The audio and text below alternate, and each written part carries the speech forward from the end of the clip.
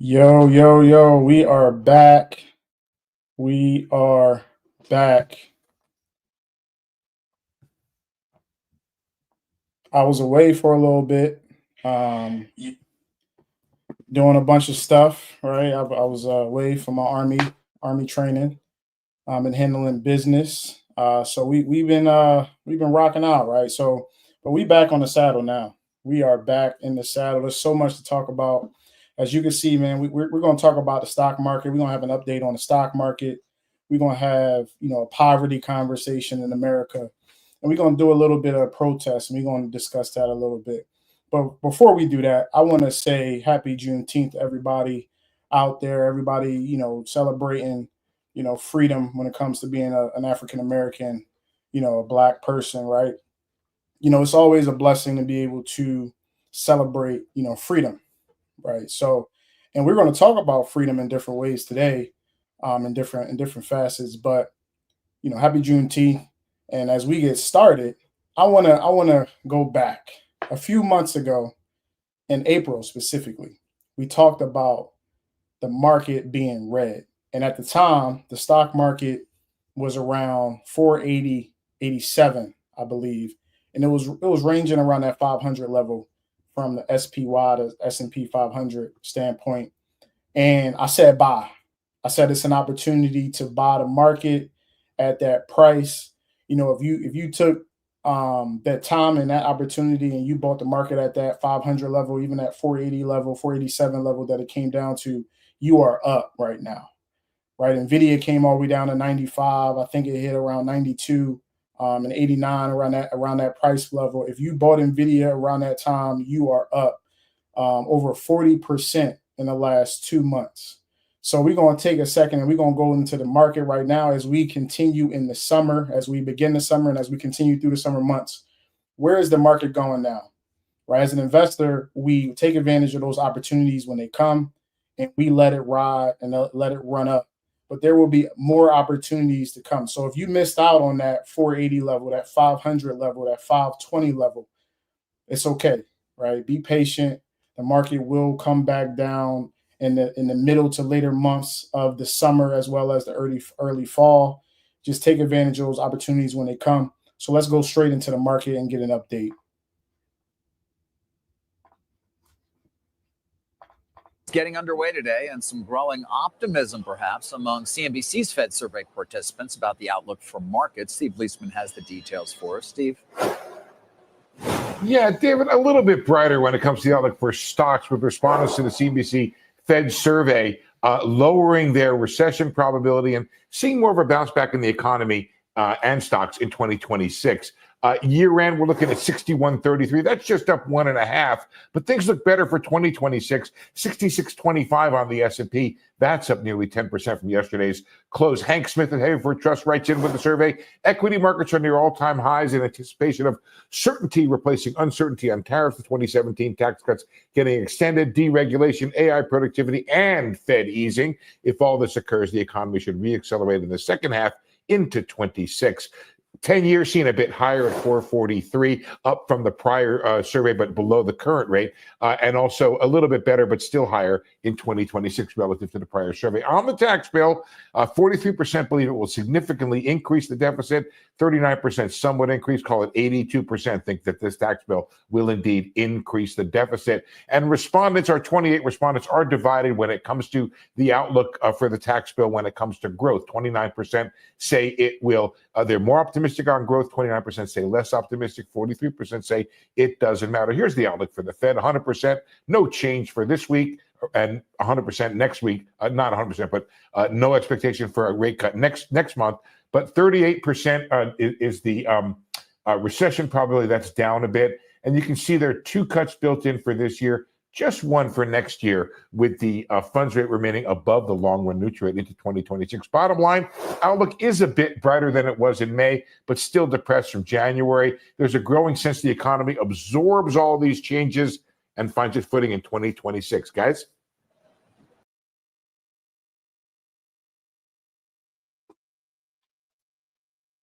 So when we look at this, what does this mean? He basically stated that the Federal Reserve is looking to keep rates stabilized right now, and they're looking to cut later on in the year, right? What is Federal Reserve and what is the Fed when it comes to Treasury rates? How does that help?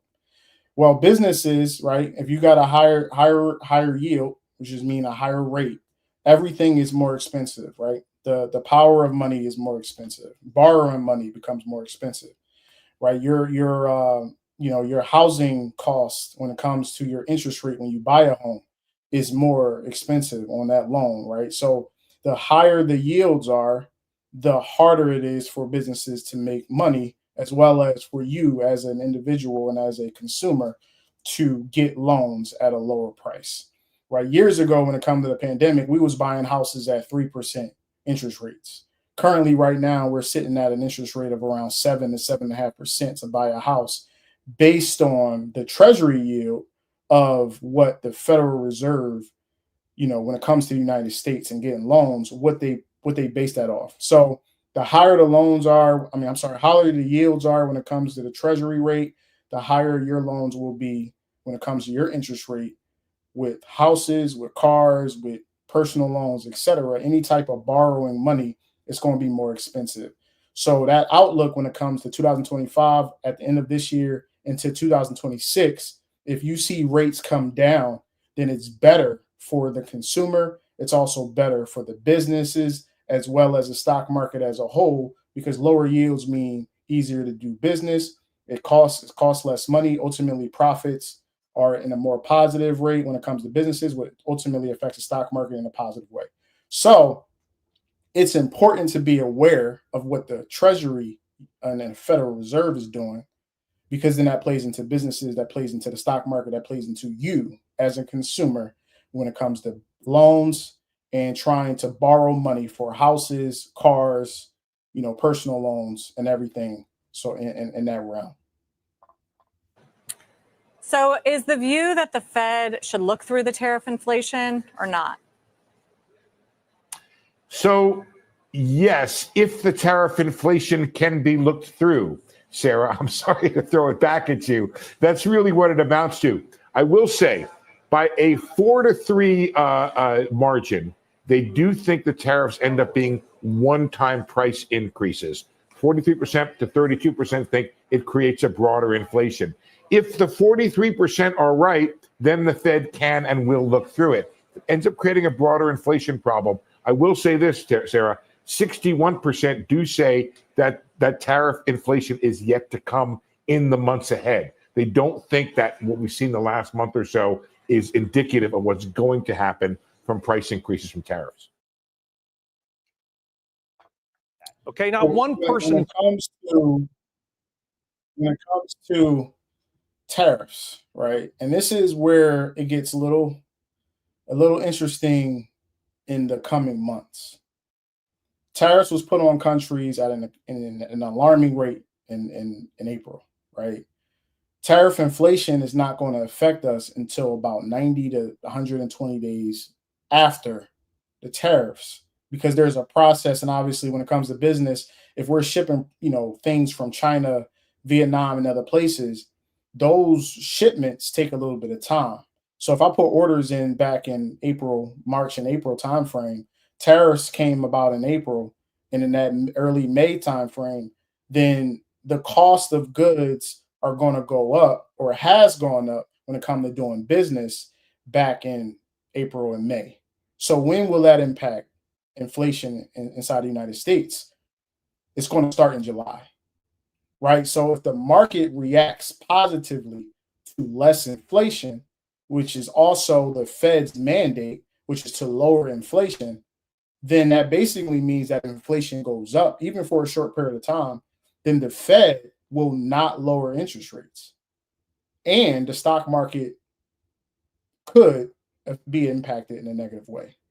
So when I said there will be opportunities in the coming months to be able to tackle, stock prices and stock picking when it comes to buying stocks, we're going to see that over the next 3 months, right? If you missed out on that dip in April, understand there will be another one.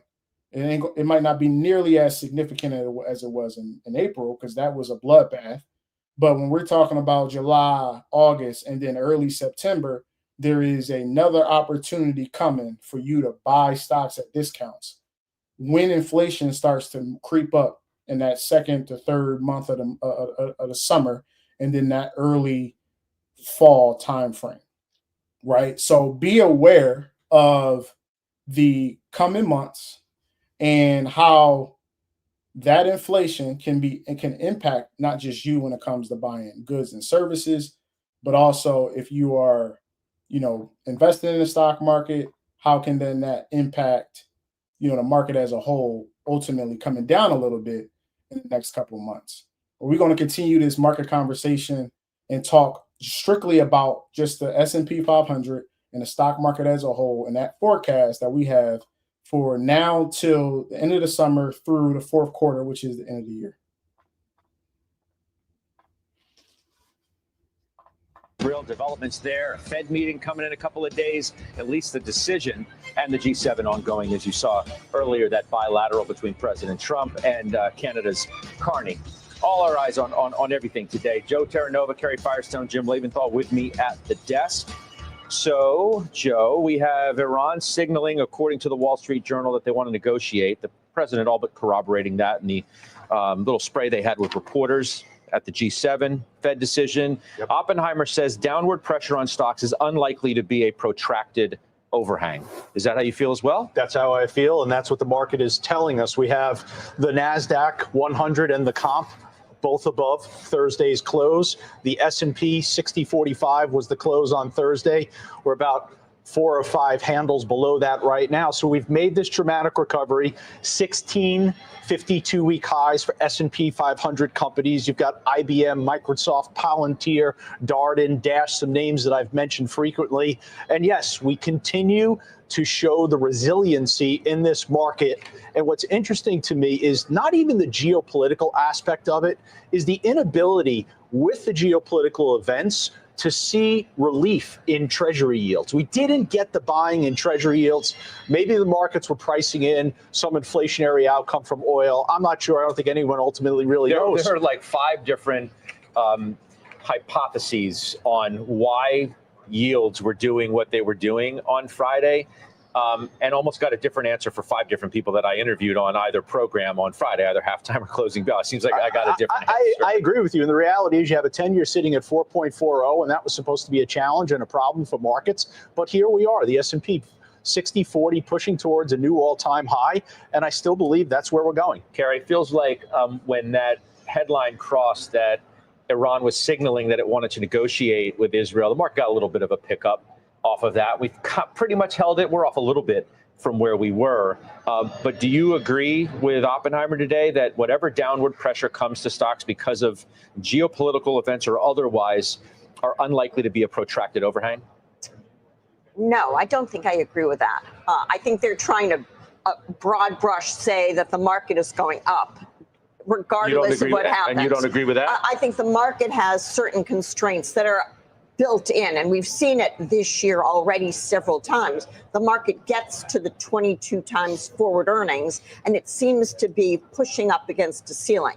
I know that the markets can trade to 23, 24 times, but this market seems to have trouble pushing through that, and I blame that on concern about earnings growth. And it could be earnings growth or less than expected earnings growth that's a result of tariffs or any kind of events or inflation or just the employment situation. We haven't had a bad situation with employment. It's all positive. But that's what the market begins to worry about. So I think we're still in that range that's bound by valuation to some extent rather than by what's going on from either Trump's conversations or what's happening in terms of who's bombing who. Krinsky at BTIG is looking at a choppy summer ahead, that the S&P is into formidable resistance at 60.50 to 61.50. Pay attention to where we are now. We're at 60.36. That you have initial support at 59.70. I know we're throwing out these numbers out, but that's what the technicians sort of do for a living. Major support at 5,800. So as long as that holds, the bulls maintain the upper hand.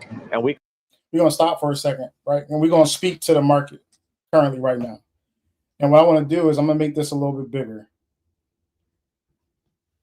In April, we were at 500, right? And let's take away the zero. So you see 60, 50, right? I want you to take away the zero. We're just going to speak to 605, or you see the 597. We're going to speak to 597. We're not going to look at the 5970 because that's SPX, and SPY just takes away that zero. So it makes it easier for you to understand when it comes to numbers. In April, we were at 500, right? And then we came down to 487. The greatest opportunity to buy was at that 487 level. And even buying at 500, that was a great entry also. If you were new to the market, or even if you're trying to rebalance your portfolio, that 500 to that 480 to 500, even 520 level was just an amazing opportunity, right? So right now we're at around the around the 600 level, right? We fluctuate between 599 and 601 ish for the last couple of days, right? What they're saying here is we have resistance in the market around that 605 to 615 level, right? So we have a range bound market currently over the last couple of weeks, but it's been moving up consistently. Our support is 597 and major support is at 580. And this is a forecaster when it comes to, analytical as well as technical analysis when it comes to the market and resistance and support levels. I'm not getting into all of that really right now because that's an advanced level conversation. But what I want to get across is if you pay attention to the levels, they tell you when is a good opportunity for you to get into and buy more. You don't want to buy at 610, 615. You don't want to buy at the top of the market. You want at all times, you want a 10 to 20, 25. If you can get anything better than that percent discount when it comes to the stock market. Now, different stocks might go down a lot more than others, right? So Microsoft might range differently than Apple versus Nvidia versus Palantir versus, Netflix or whoever you want to invest in. But the stock market as a whole moves when it comes to these numbers at a 5 to 10% clip. At one point, we were down 10, 12, 15 possible percent when we were down to that 500 level. Now we're back in the 600, the 601, 602 level, right? They're saying that there's a range up in that 615. There's support down at 597. If it goes below 597, you can get down to that 580 level. I'm actually, and a gentleman's about to speak on it, I want to buy at 570. That is the range that I want to get into in the summer. So right now, I'm not buying anything. I'm waiting for opportunities to come, which they will come later on in the summer as well as the early fall. So my recommendation and really just my rule of thumb is, if you got stocks at a 10, 20% discount and you see the great companies that you want to buy, you want to purchase, wait, be disciplined, stack the bread over the next couple months and be ready. And be ready. Again, as I say, take advantage of the opportunity when it comes. Be ready to take advantage when the opportunity presents itself. You can expect new highs later on in the summer. Makes sense, Jim? I think pretty soon, frankly. Look, we're 1.5% away from an all-time high, and we know what happens regardless, Carrie, of the analytical skills, which you just displayed, which I love as well. Once you get to that all-time high, FOMO hits in. It's going to happen. It has nothing to do with numbers or forward multiples. It has to do with people looking at what's going on and saying, I want in. I think that's what's going to happen. I think it's going to happen soon. And I actually think the numbers support it from this perspective. If you look at earnings estimates for next year, and I know this is a long way away, $300 a share. Carry 22 times $300 a share, $6,600. Now, the question here is, are we actually going to hit those estimates? Well, that all depends on trade deals coming through, the tax bill getting through. And I actually think those are going to happen and that you'll get a clear runway. So, Scott, when you were talking about Krinsky and the chop, that chop to me is what happens in the summer as people shift from looking at 2025 earnings to looking at the year ahead earnings. And it's not a perfect transition. It's choppy as it happens. But if you get some trade deals, if you get the reciprocal tariffs down to a reasonable level and the budget bill in place, this market goes higher on FOMO. So it's maybe it is FOMO. Joe, I thought that note today from Goldman Sachs sets the table for so many different layers of this conversation, that households' allocation to equities hits a record high. 49% of their total financial assets are in equities, the highest level on record, and slightly above the previous peak of 48% in the year 2000. That suggests to them that if you continue to get high allocations to equities, you obviously have support for where the market is, and you support the valuations that some have here questioned. Yeah, I think what's interesting is that households really never moved to the sidelines when we had the sell-off in April. It was institutions that were moving to the sidelines. I respect your argument about 22 times being a little bit rich. Jonathan Krinsky saying the markets could chop. I don't know if that's a reason to sell, though, because I think all that means potentially is you soften somewhat over the third quarter and you pull back maybe to 5,500 and 5,700. And from there, where do we go in the fourth quarter? So I don't use that as a reason to sell. But I would sell. I think more it's set the expectation. Okay, maybe you are not breaking out above the all-time highs that Jimmy and I see coming. Maybe you get up there and it's a little bit of a short-term trap. But I think over the next 6 months, there's continued support in the form of strong corporate earnings and potentially in the form of some regulatory relief. When I see the Goldman note today, I'm like, well, okay, Robinhood, Interactive, Schwab, you can throw them all up. ICE 52 one after another, because it's part of the obvious place to look. Carrie, you have Schwab. Yeah. Was reiterated by today at Truist. The price target $100. You see Robinhood was up. There's Interactive Brokers up 4%. We can take that before we get to the next layer of the conversation. Yeah, I think one of the factors that's really helping those stocks is not just the hope and the belief that there'll be deregulation, but we've seen that interest rates are not giving you more of what people who say, oh, look over here, you can have 5%, maybe 5.5% on your money. You don't have to speculate in the stock market. Well, that really hasn't happened. People are still employed. We're at the low unemployment level that we've been at for years. They've got money to invest, and the place to invest it has been markets and not in bonds. Yeah, it's like, well, where are they trading if they're have just such a high allocation to equities? You look at the obvious places that we just did, among others. And what are they buying? Technology is the leading sector off of the April lows, as I don't think is going to surprise anybody, along with comm services. Big tech's furious rally forces options pros to line up hedges. That's according to Bloomberg today. And you have a number, Jim, of names within the tech complex that continue to rise. And of all stripes, frankly. So I'll start with NVIDIA, which is everybody's favorite, right? I mean, what is it, about 6% from an all-time high? Much like the market, I think it's just going to get sucked up there. And once it hits that all-time high, again, Gary, FOMO, it happens. But if you want to look, and basically, whether it's the market or the technology sector, this is a stock picker's market. So if you're somebody like me, you're looking at stocks that are value tech, but which are doing phenomenally well. You can look at a Cisco Systems. You can look at a Qualcomm. You can look at a Google, Alphabet, which we've been talking about a lot in the past few weeks as a value tech stock, but stocks that are starting to work. So you don't have to just kind of hold your nose and buy the most expensive technology stocks out there. As I said, all stripes of technology stocks are working, and for the very good reason that that's where earnings growth is. It's been remarkable. It's very important that you understand the future of the world, right?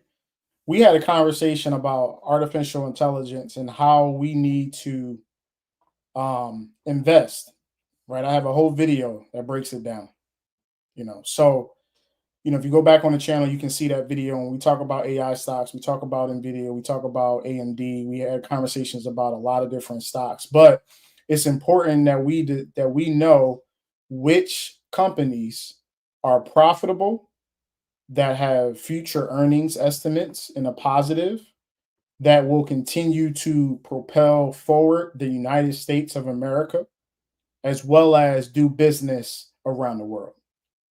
The one company that we know is NVIDIA, that we know is going to do that, and it's the darling in the stock market currently right now, right? But I want to continue to implore you guys, as we end this stock market discussion, to not buy at the high of the market. a part of investing is discipline, is patience, and understanding that markets do come back down, right? We're going to have a roar up.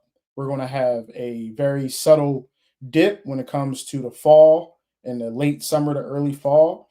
And then around October, middle to late October, as we see every year, there's going to be a roar in the fourth quarter to end the year. So when you buy is so important. You don't want to buy when it's at the high.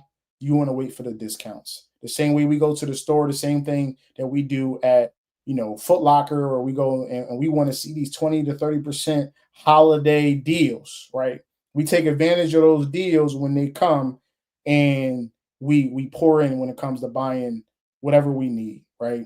Any type of not clearance, because that's a whole different conversation, but any type of deal that you see in the buying things, we want to take advantage of those. The stock market is very much the same thing, right? You don't want to get caught up trying to chase.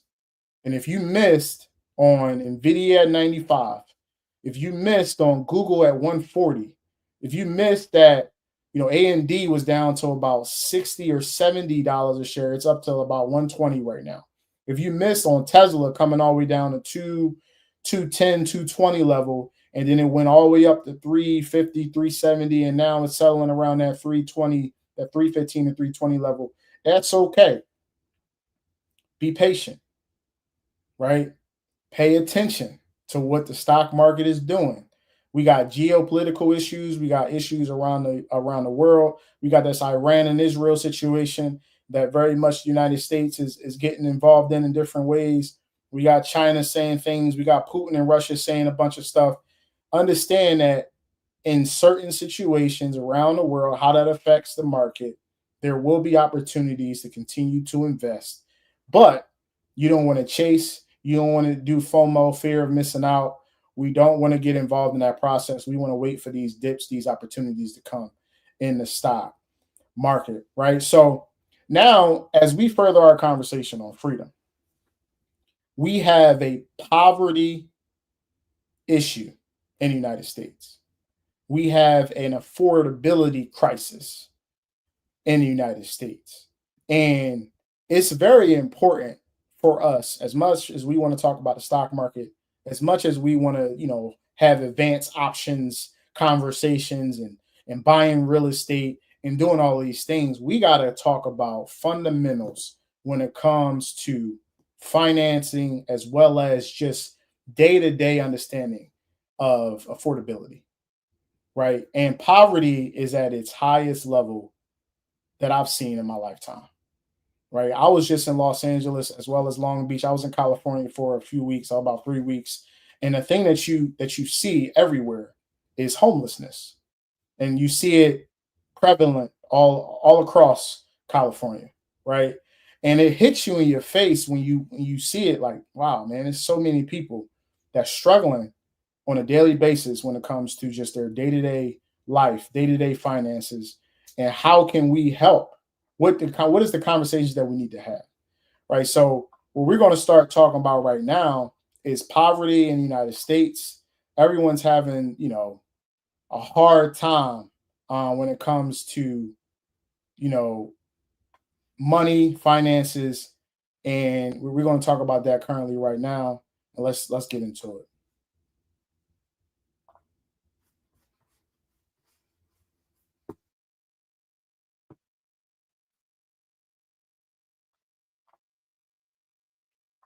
This is a mock monthly household budget for an American family in 1985. If we compare that to a hypothetical budget in 2022, we can see that most expenses scaled with inflation, with a few exceptions. Rent, out-of-pocket healthcare costs, and childcare are notably more expensive in 2022, even when accounting for inflation. And costs associated with retirement increased by more than 60%. But these numbers are not accounting for a big X factor: consumer debt, such as credit cards and student loans. Total outstanding consumer credit was nearly $600 billion in December 1985. By 2022, it was nearly $4.9 trillion.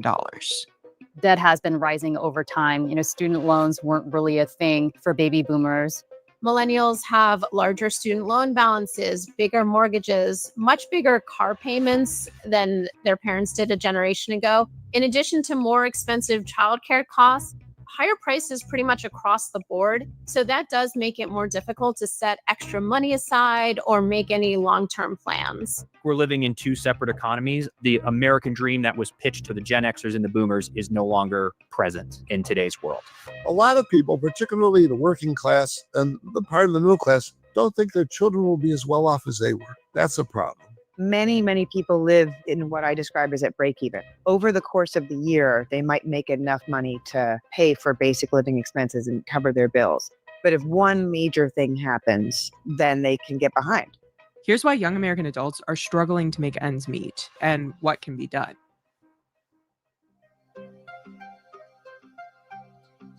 Millennials' net worth quadrupled from $3.9 trillion to nearly $16 trillion between 2019 and 2024, but more than half report living paycheck to paycheck. A lot in this group have benefited from a strong jobs market and rising wages. And during the pandemic, many people bought a home. That made a lot of people wealthier, but more on paper. The disconnect between being rich on paper and feeling well off has been referred to as phantom wealth. Your net worth has gotten greater, but you're not feeling richer necessarily. It's taking young adults longer than their parents to meet some milestones, such as living on their own, buying property, and starting a family.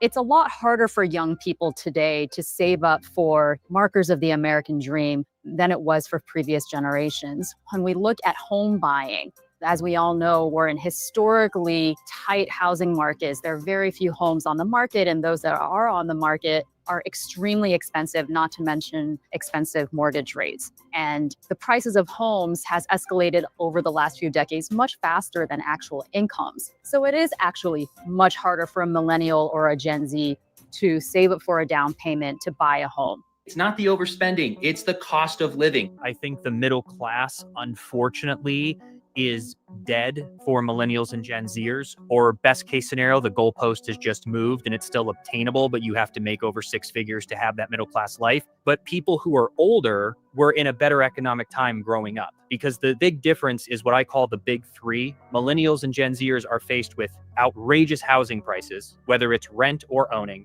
massive monthly college student loan debt payments, and daycare. Freddie Smith made a career shift from actor to realtor and started making content.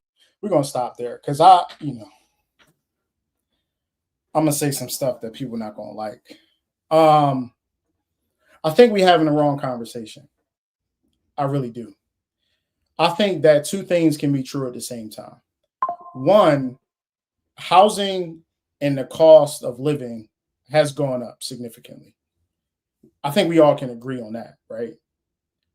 But I also think that how we go about living our lives has also changed, right? So just fundamentally from the standpoint, let's say, for example, I'm 16 years old, 17, 18 years old. Normally, there was a time where you stayed home and you didn't leave your parents' house until you was well off when it came to a foundation. A lot of times now, and this is, partially parents' fault, we kick our children out at 18 years old. We say, hey, my time is over. I'm done. You 18, you're grown. You can get out. And then what I see now a lot of times all over the place is we buy cars for children at 15, 16 years old, brand new cars, where we give a lot of debt. We pass the debt on to our children at a young age. So we're starting off in the wrong way. Instead of us being able to stay home, go to college, maybe get a small job, and significantly build a foundation of our finances as well as low debt, and I'm a harp on that, low debt, we accumulate debt at a young age, and we start the process of a grown adult at too young of an age. And my recommendation really for a lot of people is stay home. I know that you don't have a great relationship with your parents. I know it can get a little testy as you get older, but it's so important for you to be able to stay home, go to school, get a trade, don't accumulate debt so that you can build a foundation for yourself and then go from your parents' house to buying your first home or your parents' house to investing in real estate and significantly propel you forward in your future. Get your degree, get your certification, get a trade, get something that's going to help you make money long term that can then benefit you in your future. Don't run away from your house, and then you have to pay rent. You got a car note. You got all of these bills. Now you got student loans when it comes to you going to school. Now you got all of this debt. And what happens is it's like a snowball. You accumulate so much debt in a short period of time, and now your credit gets impacted in a negative way. Now you're not making enough money. You can't really go to school because you're working a lot, or you can't do the things that's ultimately beneficial for you. So then you are hurting in your 20s and you're dying slow, and in your 30s you playing catch up. And then the worst thing you can possibly do is have a child. And let's be honest here. We just listened to somebody talk about childcare. And I'm like, in my mind, I'm saying like, well, hold on. Why are we paying for childcare? We have to do the things that we can control the controllables, control the things that you can control. If you ain't having children before you in a serious relationship, as you get a little older, right, in your 20s, mid to late 20s for men specifically, and you have a foundation of finances in your life, then this topic of affordability being an issue becomes less of a burden. But if you having children and now you got childcare, before, after care, daycare, etc., you got an extra bill. Now you got debt on top of that, student loans, credit card debt, you overspending, you outside your parents' house, now you having rent payments. That's when we start to get in all of these issues. And my recommendation is for us to get back to foundational principles that's going to then help us and our children and in our grandchildren in their future. Because again, the people that's out here doing it the right way, that have multiple homes, that invest properly, that have a little, less debt, less consumer bad debt, we're not having these issues. But we have so many people out here that got too much debt at an early age, that's having children out of wedlock, that's making bad decisions on a daily basis, overspending on their credit card, buying a bunch of stuff that don't really make a lot of sense. We got people that got brand new cars, $40,000, $50,000, $60,000 cars with $700, $800 car notes, but you living in your parents' house. How that makes sense? How that makes sense? Why are we overspending on things that make ourselves look good when in reality we're hurting ourselves? So although housing is more expensive, renting is more expensive, buying groceries is more expensive, doing the daily things that we used to be able to do at a lower cost is more expensive, it's very important that we take the time to do the right things and make the right choices on a daily basis. It's even more prevalent than ever before, right? So as we have these type of conversations when it comes to affordability, poverty, issues within the country, I'm always going to be the one that's about accountability first. Be the one that's accountable for your actions. Look at what you are doing today, what you have been doing, make changes, and ultimately help you in your future, right? So what we're going to do is continue to talk about this, but I'm going to be first and foremost to tell you, your choices have so much of an impact over what goes on in your life when it comes to your finances. If you have a budget, if you don't, right? Are you overspending or not? Do you even know?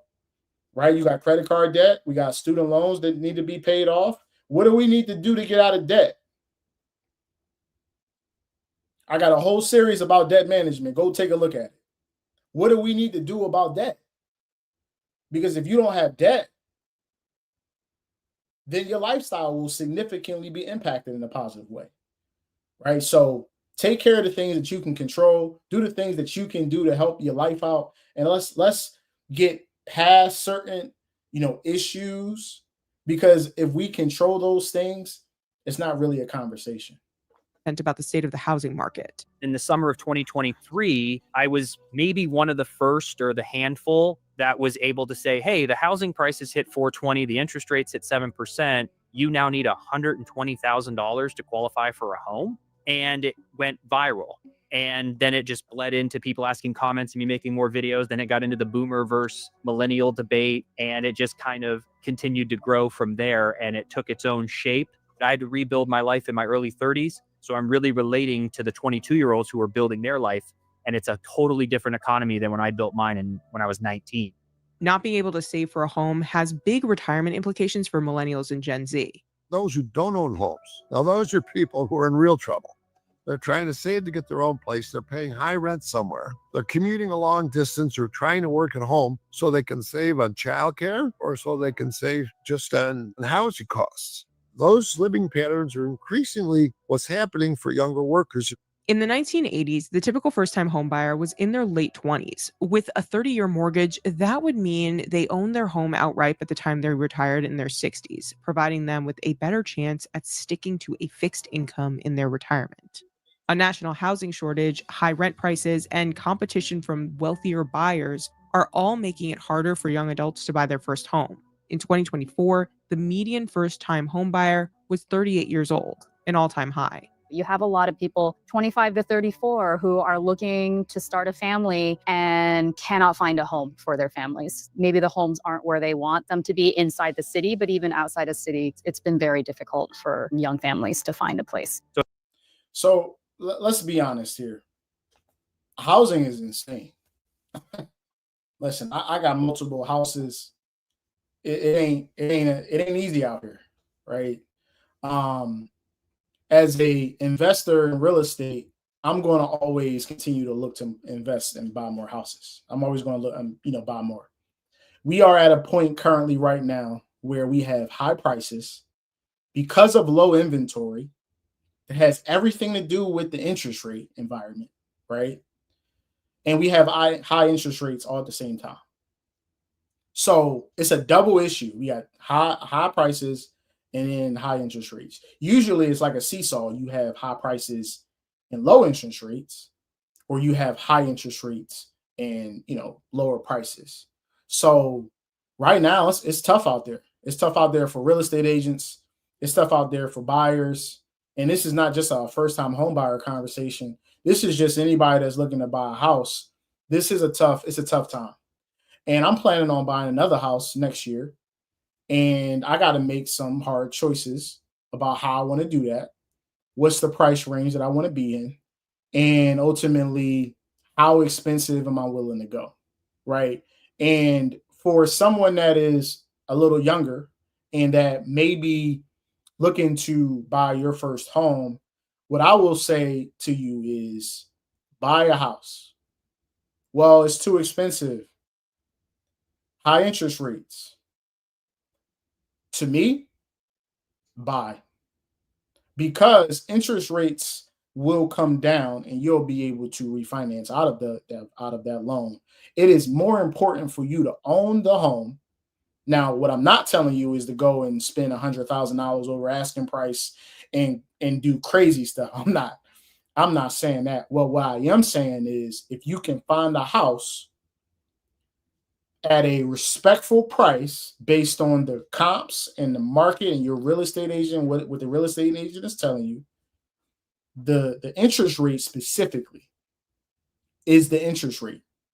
You will make a short-term sacrifice when it comes to your interest rate and understand that the interest rates will come down over the next 12 to 15 to 18 months. If you're looking at a 7.5% interest rate currently right now, you can look at around a 6.5% to 6% rate in a year, right? And Do I think interest rates will come down to 3% that it was at in 2021-22 timeframe? No, I do not believe that that will happen. But do I believe that interest rates will come down to 6, 5.5? If I think it get around 5, that'd be great for real estate. And if anything under 5, if you get into the 4 range, I think that that the housing market will go crazy, because you have people that own homes like myself that have interest rates under 4%, under, in some cases, under 3%. And we're looking at the situation like, well, I would sell a house, but am I going to sell and then have to buy something that has 7% rate when I'm sitting on a 3.5? And in some cases, some people was at 2.8, 2.7, 2.8. Hell no.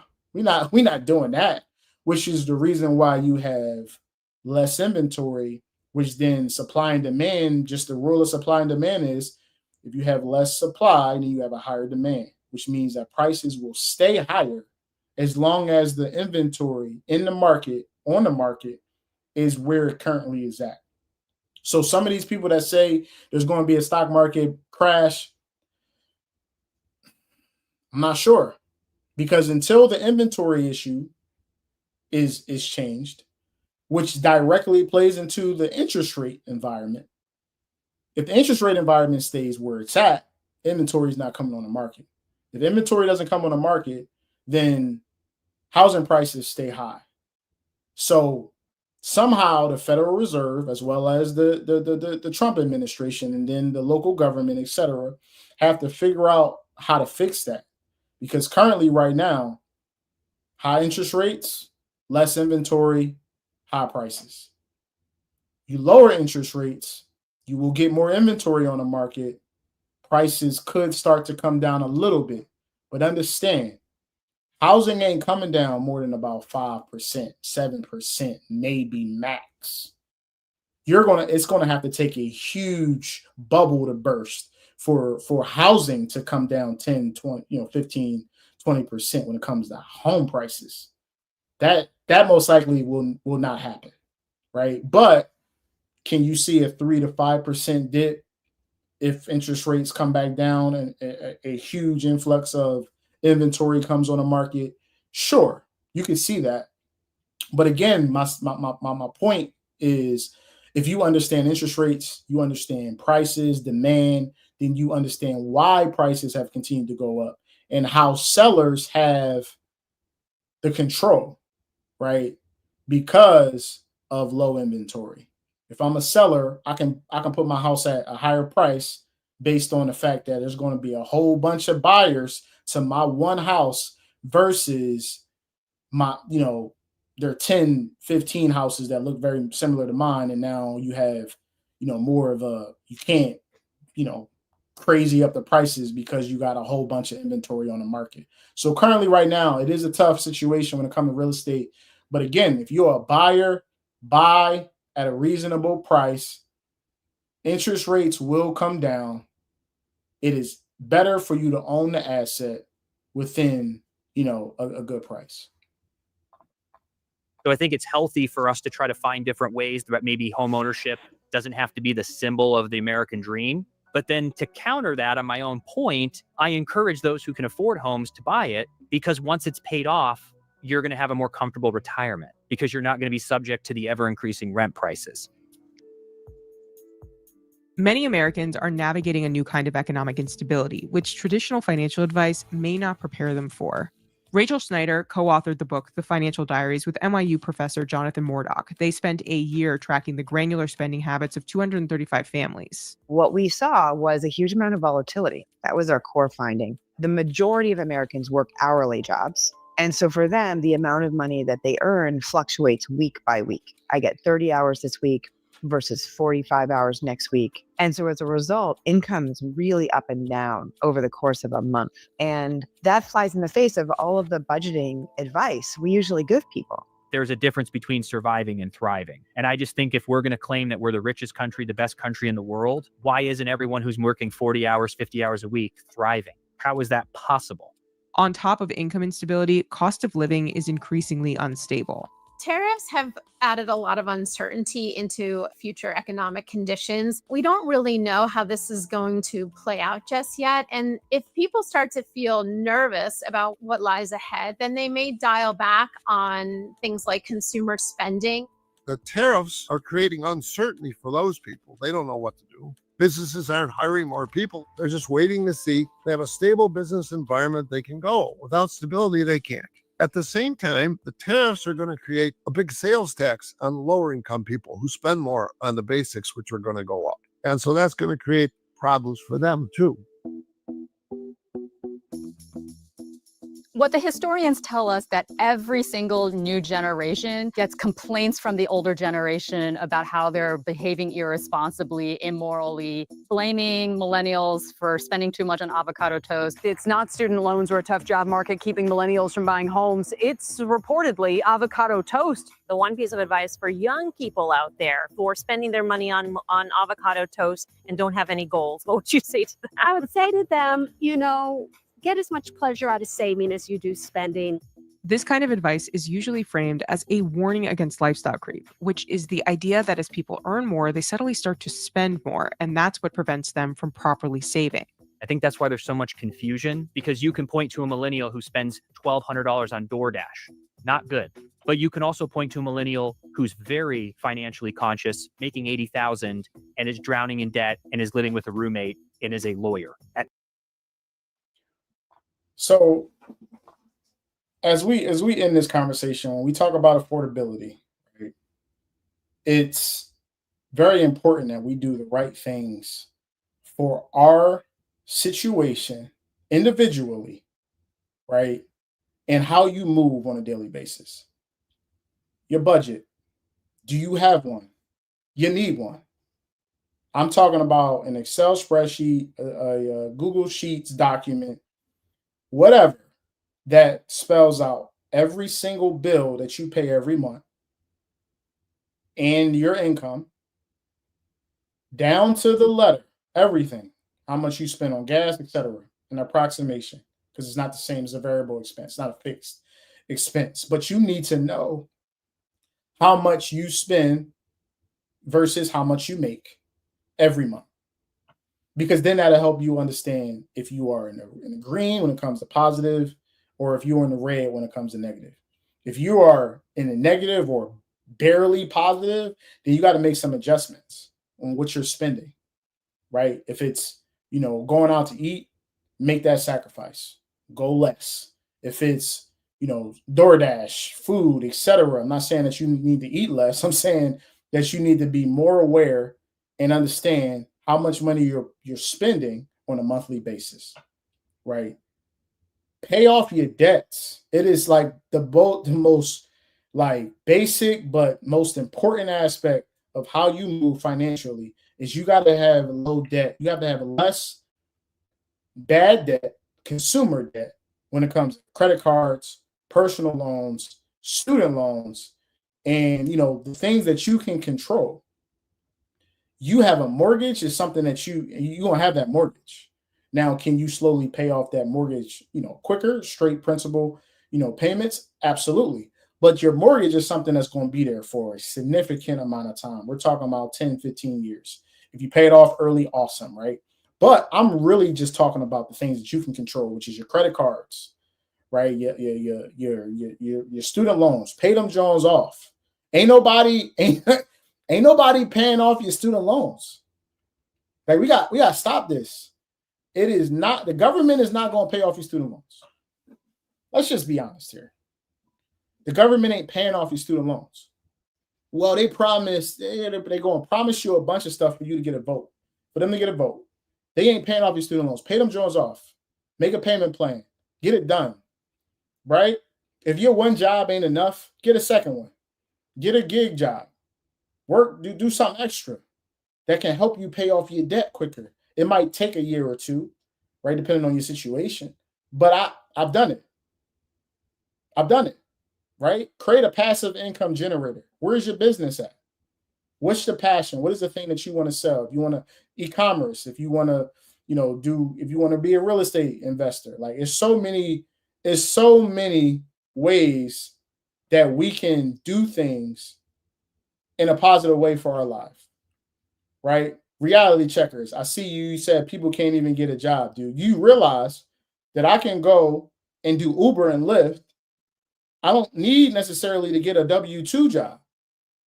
Today in 2025, it's the excuses. I can't stand them. There's too many ways you can make money nowadays. There's 1099 jobs every day around everywhere. Amazon Flex, Uber, Lyft, DoorDash, Uber Eats, Grubhub. I don't want to hear the excuses. I don't. Do what you need to do. Make it happen. That is what we have to do now. Right? And as someone I got 5 different income generators. When I had to do Uber and Lyft, I did it for my children and for my family. This ain't somebody that's out here, giving something. I wasn't giving anything. Right? So understand I'm coming from a place that I know because I do it. I still to this day do Amazon Flex at times if I need to. Right? So no one's bigger and no one is that big or that prideful to get out here and do the things that they need to do for their family. It's about you getting out and doing it. Are you willing to make the sacrifice? That's ultimately what it's about. Right? So we got to get past some of this stuff. Like some of these, like, oh, I don't want to wake up early in the morning.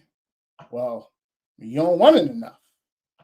Well, I got a job and I can't do X, Y, and Z. So, maybe you need to stay up later at night and work. Well, I need to get my sleep. Well, you don't want it enough. The people that want to go get it is going to go get it. They're going to get it done. Right? So spare me with the excuses. What I do know is whatever that looks like for you as an individual, because everybody's different. Everyone has a different situation, have a different lifestyle. You can get it done. You just got to make the sacrifice, right? Plan ahead. Do the things that's going to lead to your level of success in your life, whatever that looks like. My success, your success is going to be totally different. What I care about and what you care about is going to be totally different, right? But what I do know is that in America, there's so many ways to make money. You got to find that way. If it's a regular job, if it's a 1099, construction type of job, if it's contractor type of job, if it's working at a regular restaurant. I don't really know. What I do know is you have the opportunity to make it happen, and I implore you to do it, whatever that sacrifice is. Pay off your debts, have a budget, make sure that you know where your money is going. And if you have extra, hey, invest. Invest. If you got $25, when you get paid, invest the $25. You got to get to a place where you're making money when you're sleeping. Well, I don't have $50. Well, you just spent $50 on a new pair of sneakers. So how about you don't buy them new pair of sneakers and you take that $50 and you invest that into the market that can then make you another 50 and now you got 100. How about we start making these sacrifices and we take a portion of our income and we invest in ourselves? Because that's what the wealthy people do.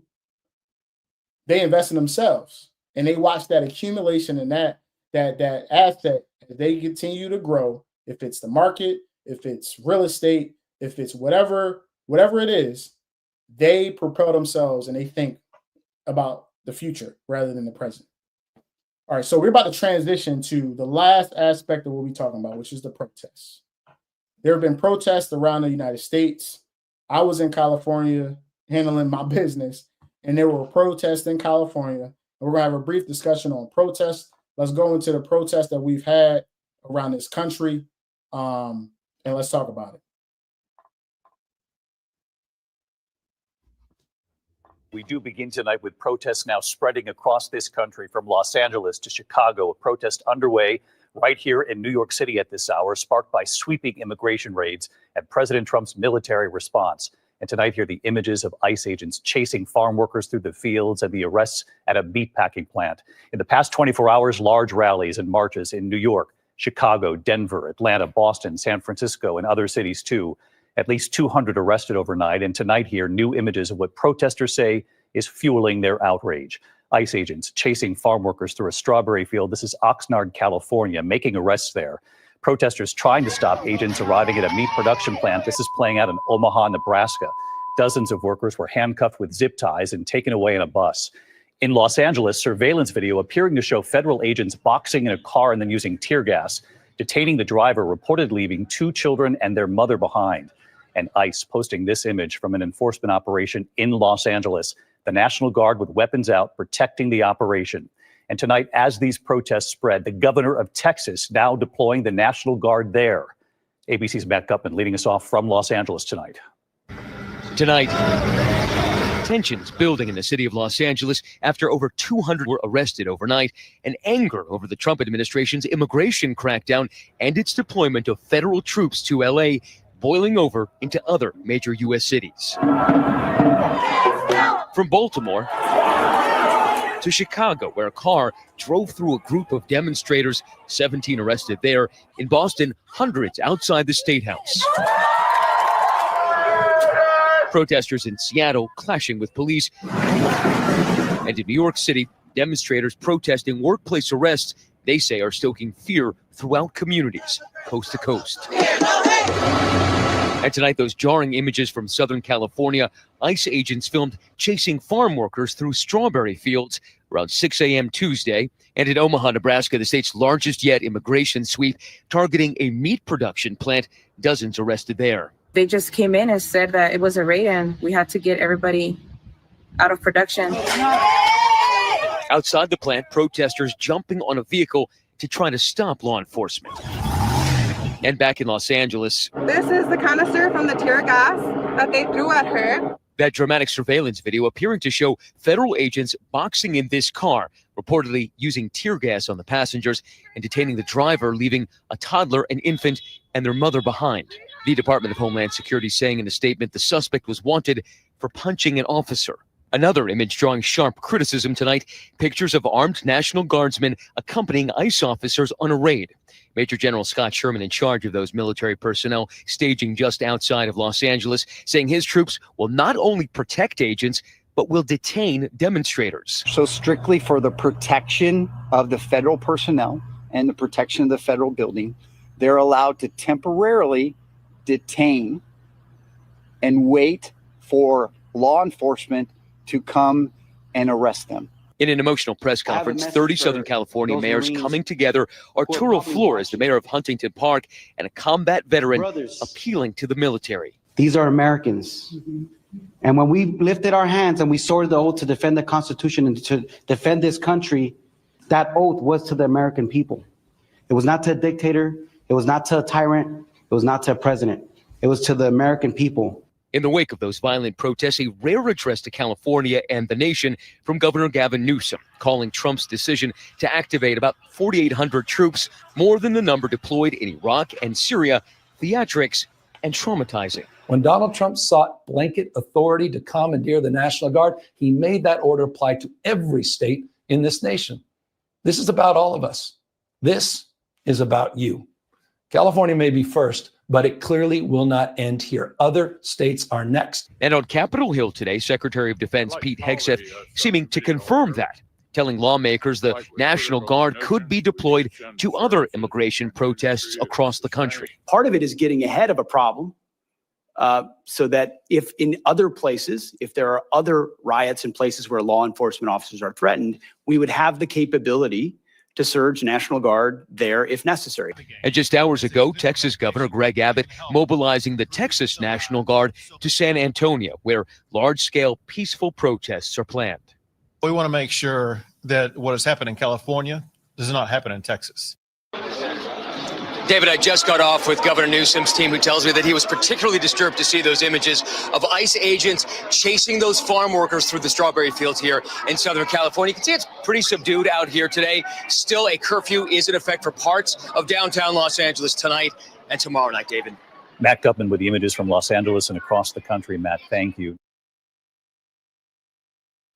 James, let me start by trying to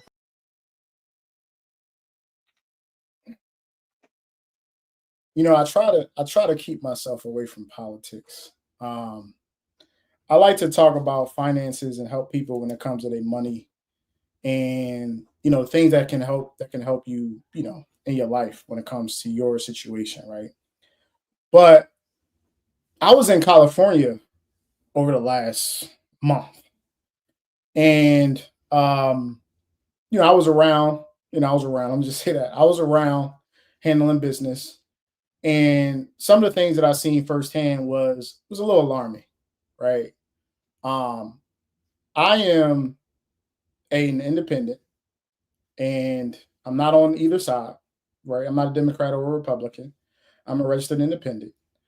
And my stance is we have laws and policies and regulations. We have, the Constitution, we have Bill of Rights, we have a lot of things within the United States that have been built for a very long time. Right? There's some of those things need to be adjusted.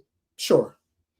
We're not living in the 1700s no more. We're not living in the 1800s no more. So a lot of the, policies probably need to be updated for the where we are currently in this country.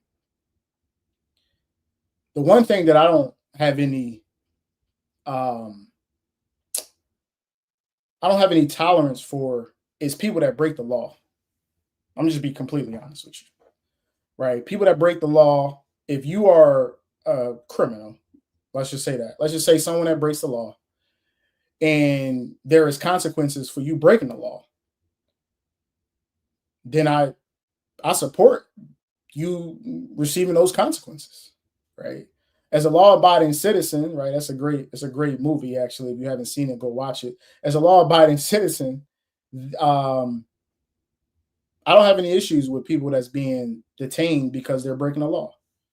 If you are not breaking the law and you are a United States citizen or someone that is following the the steps to become a United States citizen that has a green card, that has a work visa, whatever, systematic way that the government has allowed you in this country, you have every right to be in this country, right? If you are going about doing the things the right way. Let's just be honest here. That's it. If you are not, then, well,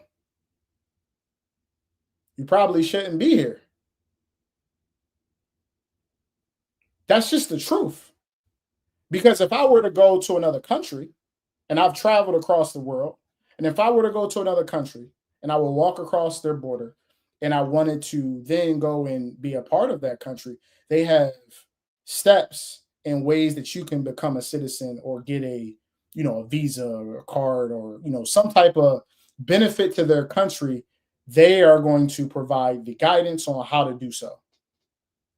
I have to follow those guidance. I got to follow that rule. And if I don't, they will detain me.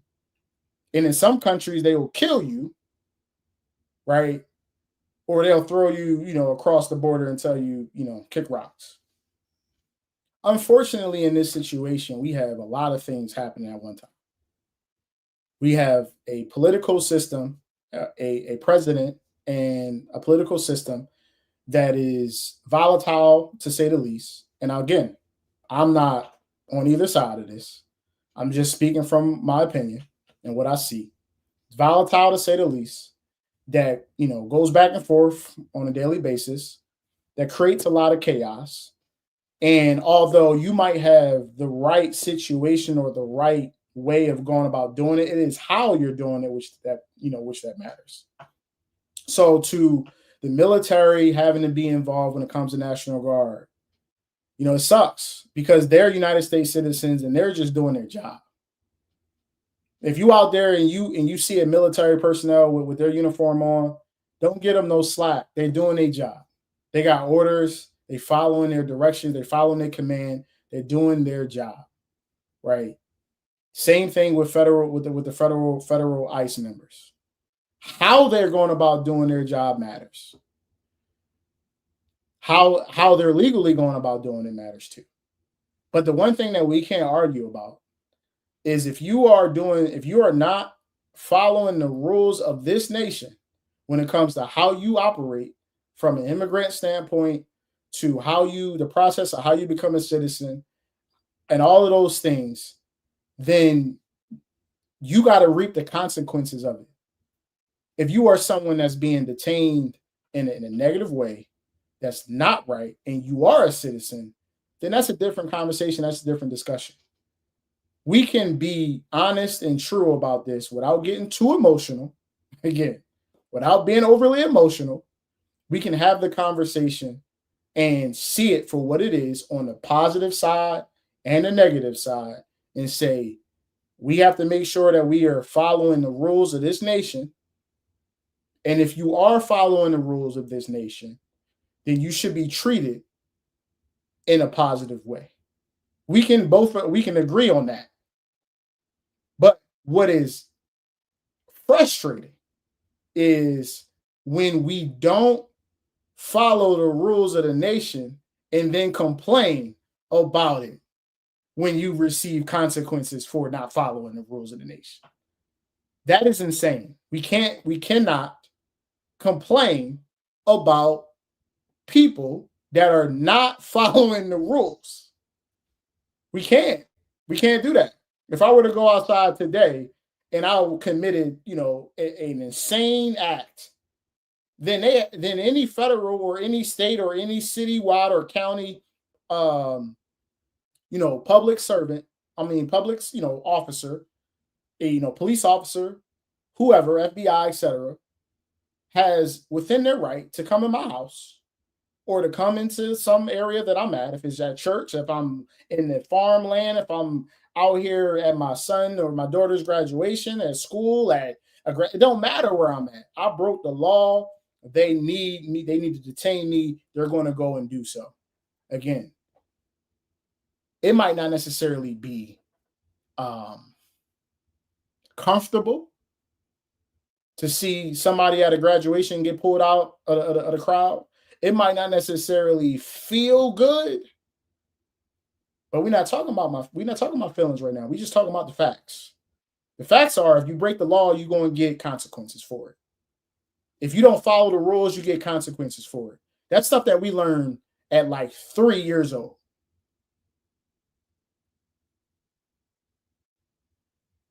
How about we just follow the rules? How about that? And then if you want to become a citizen, I'm not the specialist in this topic, but if you want to become a citizen, there is a process. Follow the process. So as we end this live stream, before I go off the rails, I want to say again, man, happy Juneteenth, right? Freedom is important.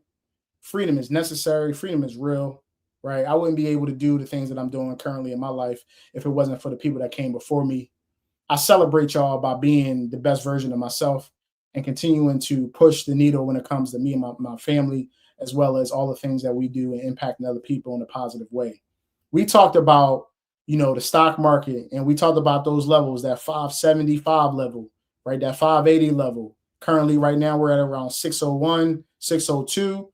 Don't buy at the high. Take advantage of those opportunities when the market dips in the coming months, right? We talked about poverty in this country.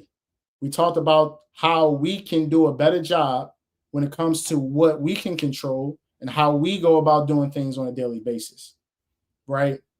Do what you need to do to live in an amazing life in this country by doing the small daily tasks, building that foundation of your money, your finances, and propelling yourself forward, right? If anyone needs a book to read, I will suggest, this book called The Richest Man in Babylon. Richest Man in Babylon. It's a great read. And the book basically spells out the principles of how you go from being a poverty and poor to being this young man that became the richest man in Babylon, the country of Babylon. And it talks about the principles of investing. It talks about the principles of budgeting. It talks about the principles of how you grow from A to Z, right? How you get to Z from being in a tough space. And it really helped me years ago be able to understand the process that I needed to take. for me and my family. And last but not least, we talked about the protests that's happening across the United States. You know, the United States currently right now is in turmoil. We know about the geopolitical things that's going on around the world. Man, stay tuned, stay locked in, do the things that's best for you and your family, man. Subscribe to the channel. I love y'all. I appreciate y'all. I'm out, man. Peace.